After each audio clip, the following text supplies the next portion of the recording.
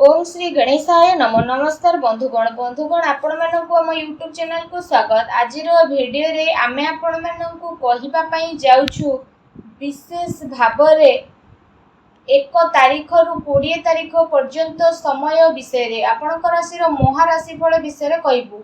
आपणक राशि पई 1 रु 20 तारीख रो दिन किपरि साब्यस्त हेबा पई जाउछि ता सहित जदि आम आपको कहबू ग्रह नक्षत्र हिसाब से ए समय आपण को क्यों क्यों जिनिस फायदा हेबो क्यों सब जिनिस सावधान रहिबो ता सहित ए समय आपनको लव लाइफ किपर रहिबो बिजनेस और व्यापार किपर रहिबो एवं स्वास्थ्य महत्वपूर्ण सठिक इनफॉरमेशन जानी कि वीडियो को कहबो। तो समस्त को एठी हमें कहि रखिबू ए दिन रे गुरु पुष्प अमृत योग बनुछि जहा द्वारा आपनको 5टी बड़ गुड न्यूज प्राप्त हेबो।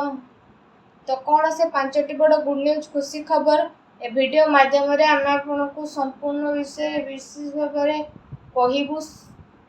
1 रु 20 तारीख पर्यंत समय विषय में कहबू तेणु समय बाहर करके पूरा वीडियो को आप देखु बहुत ही फायदामान रहिबो। मझिरे मझिरे जदि आपण स्किप करेंगे तो किसी लाभ आपको मिलबनी। संपूर्ण सठिक राशिफल जानिबार अछि तो वीडियो को आपण माने लाइक करतु। भगवान विष्णुकर सच्चा भगत तो जानिए दलिया तो स्थिति आपणक बहुत ही भल रहिबो। एहा सहित आपणकर प्रतिटी स्थिति बहुत भल रहिबो। आसंतु जानिबा केउ प्रकार रहिबो आपणक पई 27 जुलाई रु 15 अगस्त अर्थात ए स्थिति आपणकर किपरि रहिबो। तो विशेष भाव में कहबा ए समय रे भाग्य आपणक सपक्ष रे रहिबो। कौनसी राजनीतिक उपलब्धि आपणको प्राप्त मध्य होई पारे जहा द्वारा समाज रे आपणको रुतबा बढ़िबो। एहा सहित आय रे मध्य आपणकर वृद्धि आसीबो। सबु संबंधकर सहयोग मध्य आपणको आगो को बढ़ाई पारे साहाय्य सहयोग प्रदान करिवो। ता सहित ए समय रे कौनसी यात्रा मध्य आपणकर संपन्न होई पारे तथा मनोरंजन संपदित बनी मध्य जीवो जहा द्वारा आपणको मन बहुत ही प्रफुल्लित मध्य रहिबो।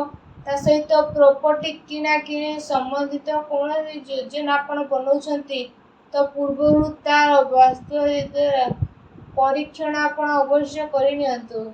यह सहित किछि समय आपण स्थान परिवर्तन योजना बनाउले तो प्रॉपर्टी संबंधित कार्य करिबा पूर्व आपण से सब ऊपर पुणी थे विचार देखंतु आपण को ए समय रे कौनसी ना कौनसी क्षेत्र सफलता मिलिबो। संतानक तरफ कौनसी शुभ समाचार मिलवा द्वारा ए समय रे घरे खुशी भरा माहौल आपणकर रहिबो। एहा सहित जदि कहबा ए समय रे आपण आपणकर व्यक्तिगत मामला को कहा समक्ष रे शेयर मध्य करंतु नाही। उक्त रूप रे कार्य करबा द्वारा आपणको अवश्य ही सफलता प्राप्त हेबो। ता सहित एहा से समय रहिबो जेतेबेले आपणको केउठी सुख समाचार प्राप्त मध्य होई पारे। बड़ बुद्धंक आशीर्वाद आपणको पई लाभर नुआ मार्ग मध्य आनी देबो। ता सहित ए समय परिस्थिति आपणको सपक्ष रे मध्य जीवो जहा द्वारा काम ना हेबा द्वारा आपणको जो डर लागुथला एबे से सब बड़ आसानी रे आपणकर मन वांछा को पूर्ण मध्य करिवो। स्थितिर परिवर्तन आसीबो। नुआ वस्त्र आभूषण भली जिनिस किणा किणी करिवार योजना मध्य आपण नेबे। एहा सहित ए समय रे आपण जदि घरे कौनसी सुधार संबंधित योजना बनाउछंती तो स्थिति विशेष भाव में वास्तु संबंधित नियमर पालन करिबा आपणको पई लाभदायक तथा सौभाग्यशाली रहिबो। पिला माने पाठ पढ़ा प्रति संपूर्ण भाव में एकाग्र चित्त रहिबे। एहा सहित जियो सहित ए समय रे केबे केबे अधिक भावी चिंती काम करिबा द्वारा चिंता आसी पारे। आपणकर कार्य क्षमता को मध्य एहा प्रभावित करि परिबे। महत्वपूर्ण कार्य मध्य हाथरू आपणकर बाहरी पारे ए कथार आपण ध्यान रखंतु। ता सहित संबंध मधुर बनेकी रखंतु। घरर मरामती एवं रखाबड़ा संबंधित कार्य रे खर्चा बहुत ही अधिक बढ़ी मध्य जाई पारे। तो सेठिपई सावधान रुहंतु काहेकि ना जदि कहिबा ए सबुर प्रभाव आपणकर निद उपरे मध्य विशेष भाव में पड़िबो। ଏହା ସହିତ ବିଶେଷ ଭାବରେ ଏ କଥାର ମଧ୍ୟ ଆପଣଙ୍କୁ ଧ୍ୟାନ ଦେବାର ଆବଶ୍ୟକତା ରହିଛି କି ଆପଣଙ୍କର ରୁତବାର କୌଣସି ନାଜାୟଜ ଫାଇଦା ମଧ୍ୟ କିଏ ଉଠାଇ ପାରିଲା ନାହିଁ। ଏହାଦ୍ୱାରା ଆପଣଙ୍କର ମାନ ହାନି ମଧ୍ୟ ହୋଇପାରେ। ଆପଣଙ୍କର ଛବିକୁ ମଧ୍ୟ କାଫି କଣ୍ଟା ଦେଖାଦେବ। ତା ସହିତ ଆପଣ ଆପଣଙ୍କର ଇମେଜକୁ ସଫାସୁତୁରା ବନେଇକି ରଖନ୍ତୁ।